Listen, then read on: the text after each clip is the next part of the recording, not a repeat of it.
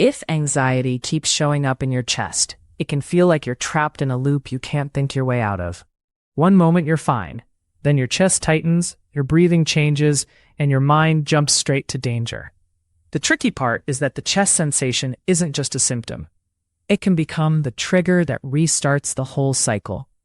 And many well-meaning coping habits accidentally train your brain to treat your chest as an emergency alarm. That's what we're fixing. You'll hear 7 common mistakes people make with chest anxiety. Not because they're doing something wrong, but because anxiety is persuasive and it pushes you towards short-term relief. Each mistake keeps the fear of the sensation alive. As we go, you'll get a simple replacement move for each one. The goal is not to force calm. The goal is to stop feeding the loop so your body can settle on its own. Moving to slide 2. First, let's name the loop so it's less mysterious. It usually starts with a normal body change, tightness, pressure, a skipped beat, a deep breath that doesn't feel satisfying. Then your brain interprets it as a threat. That interpretation flips on adrenaline, which tightens the chest muscles, speeds breathing, and makes the sensation stronger. Now you notice it even more, and you start monitoring, checking, and bracing. That attention is like turning up the volume. The more you scan, the more signals you find. Then, you do something to make it stop fast, like forcing a deep breath or leaving the situation. You feel better for a moment, and your brain learns, good call, that was dangerous. Next time, the chest sensation triggers the same alarm even faster. The key is this: the loop is maintained by meaning and behavior, not by the sensation alone. Change the meaning and the response, and the loop weakens.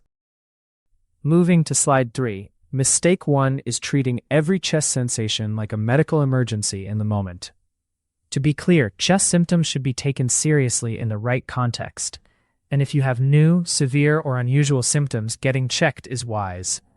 The mistake is what happens after you've been evaluated and told you're okay, yet every familiar twinge still triggers emergency-level fear. That pattern teaches your nervous system that the sensation equals immediate danger.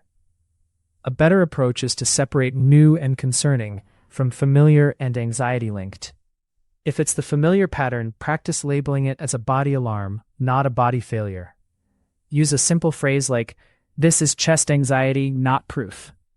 Then do one grounded action that doesn't escalate, like loosening your shoulders or unclenching your jaw. You're not ignoring your body. You're updating your brain's prediction. Over time, that reduces false alarms. Moving to slide 4. Mistake 2 is constant checking. Pulse checks, oxygen checks, blood pressure checks, mirror checks, posture checks, and endless "does it still feel tight" questions. Checking feels responsible, but it keeps your attention glued to your chest. And attention changes sensation. When you stare at a body part, your brain increases signal detection there. So the tightness feels more intense, which convinces you checking was necessary. That's the trap. The replacement is scheduled limited checking, or none if you can. If you feel the urge, pause for 10 seconds and name the urge as anxiety, not intuition. Then redirect to an external anchor. Sounds in the room, the feeling of your feet, or a simple task. If you truly need a health metric, set one rule, like once, then stop. You're training your brain that uncertainty is tolerable. Moving to slide 5. Mistake 3 is forcing the perfect breath. Chest anxiety often comes with air hunger, that feeling like you can't get a full breath. Many people respond by taking repeated deep breaths, yawning, or gulping air. The problem is that overbreathing can lower carbon dioxide too much, which can increase tingling, dizziness, and chest tightness. Then you panic harder because your body feels even stranger. Instead of more air, aim for normal air. Let your inhale be smaller than you want, and make the exhale slightly longer and softer. Think of breathing like smoothing the edges, not fixing a problem. A simple pattern is inhale gently through the nose, then exhale like you're fogging a mirror with your mouth closed. 2 or 3 rounds is enough. Then stop controlling and let your body take over. The win is tolerating imperfect breathing without chasing it. Moving to slide 6. Mistake 4 is tensing and bracing the chest without realizing it. Anxiety doesn't just happen in the mind. It recruits muscles. Pecs, intercostals between the ribs, neck, shoulders, and even the upper back. If you brace, your chest can feel tight, sore, or restricted, which you then interpret as danger, and the loop continues. The replacement is a quick unclench scan. Not a full relaxation routine, just a 15-second reset. Drop your shoulders a centimeter. Let your tongue rest on the floor of your mouth. Unfurrow your brow. Then gently widen your collarbones as you exhale, like your chest is making space. If you're sitting, let your ribs move without lifting your shoulders. This is subtle. You're not trying to relax completely. You're removing the extra tension that anxiety adds on top. Less bracing means fewer scary sensations to misread. Moving to slide 7.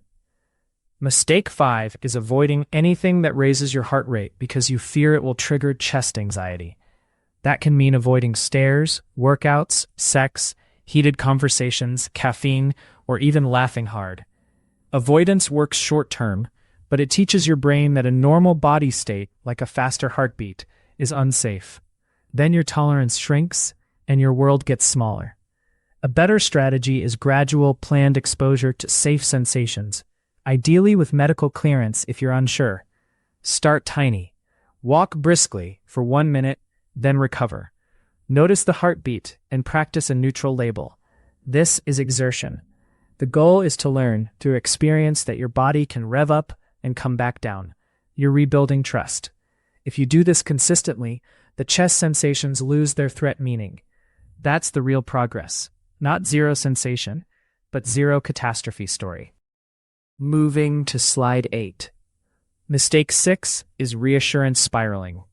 You ask a friend, you search symptoms, you reread forum posts, you watch another clip, you ask again. Reassurance gives a quick drop in anxiety, and that quick drop is exactly why it becomes addictive. But it also teaches your brain, I can't handle this without certainty, and certainty is impossible with body sensations. The replacement is a 2-step rule: validate, then pivot. Validation sounds like, this feels scary, and my brain is doing its alarm job. Pivot means one action that moves you forward without proving you're safe. That could be returning to the conversation, finishing the errand, or staying in the room for 2 more minutes. If you want a structured limit, give yourself one reassurance source once, then stop. You're not being stubborn, you're training self-trust. Over time, the urge for reassurance fades because you prove you can cope. Moving to slide 9. Mistake 7 is fighting the sensation like it's an enemy. You argue with it, you tense against it, you demand it stop, and you measure every second it stays. That struggle signals to your brain that the sensation is dangerous. It's like telling a smoke alarm, you're terrifying, and expecting it to quiet down. The replacement is allowing with boundaries. Allowing doesn't mean liking it. It means making room for the sensation while you keep living. Try this. Tightness is here. I'm safe enough to continue. Then pick a behavior that matches your values, not your fear. Keep walking. Keep talking. Keep cooking.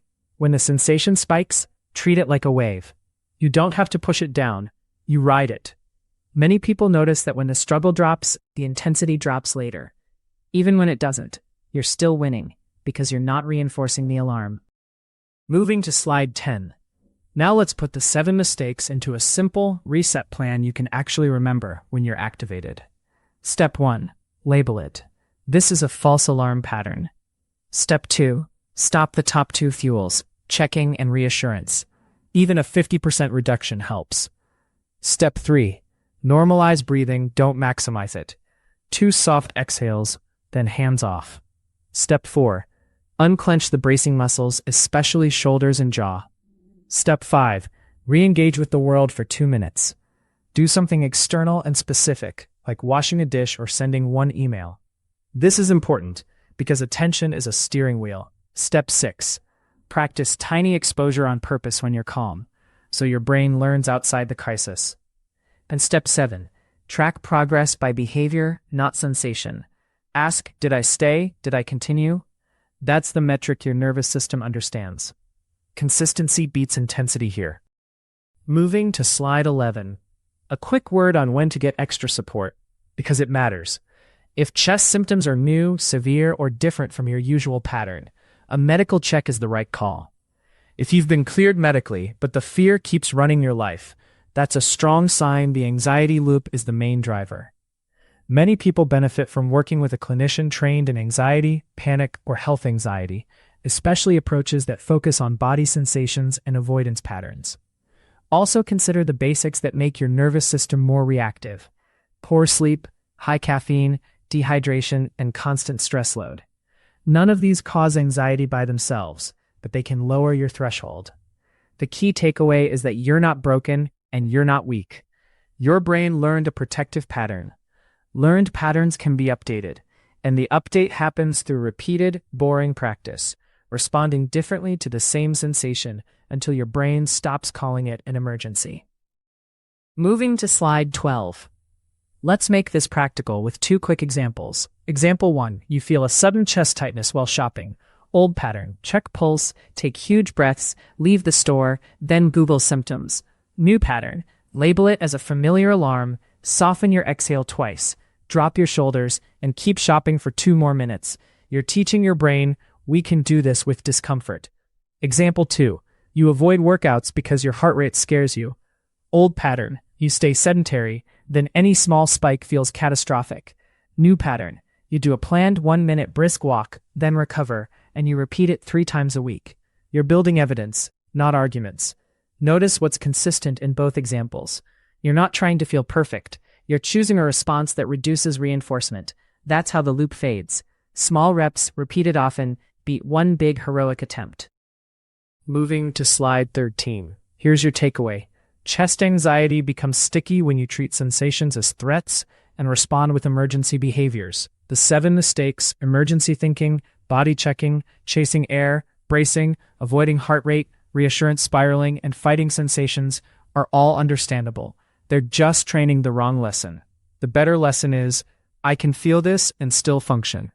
If you want a simple starting point, pick 1 mistake you recognize most and change only that for the next week. Not perfectly, just consistently. If you'd like more structured tools for panic loops and health anxiety patterns, you can find more videos on this channel, and you can subscribe for future episodes. For a quick check-in, leave a comment with A or B. A means your biggest trap is checking, B means it's avoiding activity. This information is not a substitute for medical advice.